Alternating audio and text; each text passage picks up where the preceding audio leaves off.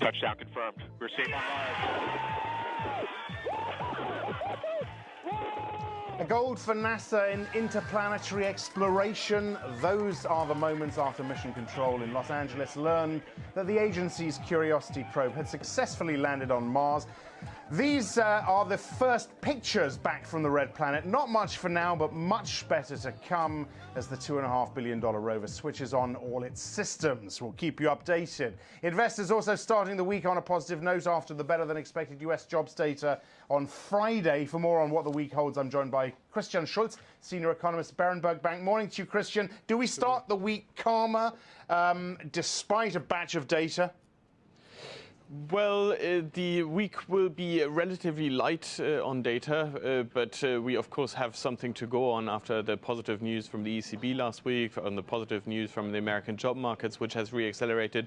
We can go through a week now where things will be back to normal, if you like. We will look at industrial production data across Europe and the US.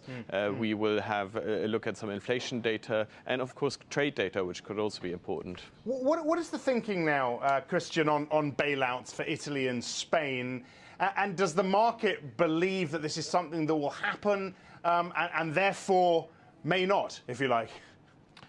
Well, this is really going to be the interesting thing now. The ECB has clearly said that they will support countries that reform themselves if there is a rescue package, so if there's political approval for ECB aid in a way itself. So now we're looking at two things. One is, will Spain and Italy actually request help? And under what conditions? And will these conditions be,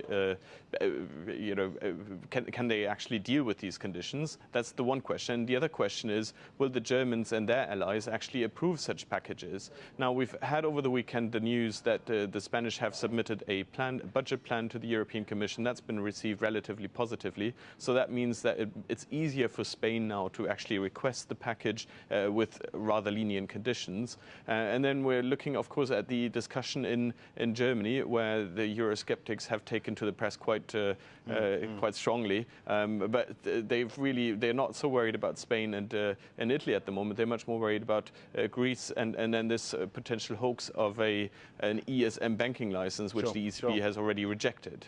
Quick word from you. I know we've got retail sales data out of China. How important is that this week? Yeah, that is maybe the one most interesting thing that in terms of economic data this week, because in China, obviously, we're starting to look at will there be some sort of impact of the stimulus that we've seen from the central bank, or this stepping of the monetary brakes? Will there be some reacceleration? It's probably too early for that now, but a stabilization would be good already. Christian, thanks a lot.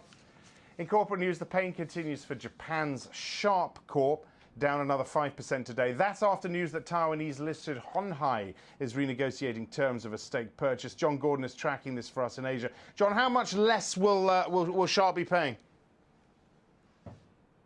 Depends whose lawyers you ask there. I have a feeling, Sharp wants to hold on to what it's negotiated there, but Honhai not so keen. When it inked the deal in March this year, shares were worth about more than twice as much as what they are worth now. So, as I said, Sharp sticking to the original deal. But even if it does have the ink on paper, no money's been transferred, and Honhai has the cash in the bank, so they're really in the driving seat here. Barcap tech analyst Kirk Yang tells us that he sees a deal being reached between the two for between 200 to 300 yen per share. That's versus the original price of 550 yen. Now, Sharp needs the capital, and its creditors are, in fact, just really pressuring it to clinch a deal here. It may be forced to sell its non-LCD business because the refinancing clock is certainly ticking, Axel. Okay, just another story. These police raids over the weekend in the gambling den of Macau.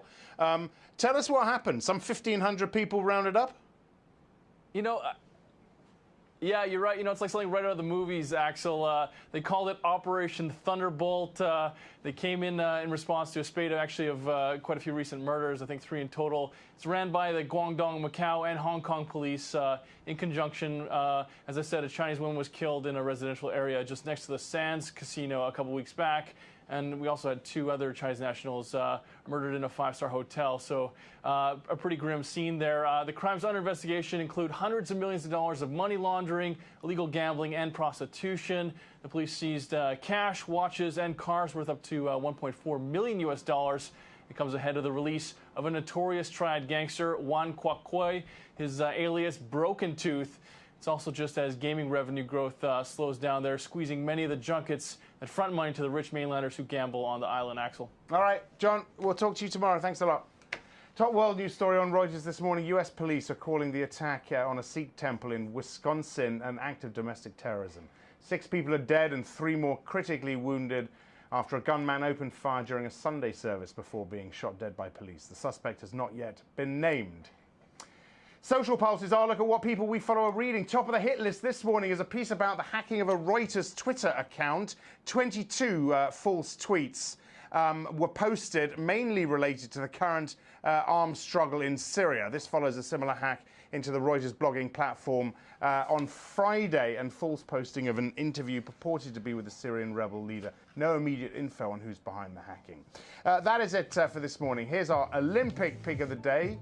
Quite predictable from Reuters photographer Paul Hackett. Usain Bolt, 9.63 seconds. It speaks for itself. I'm Axel Threlfall. This is Reuters.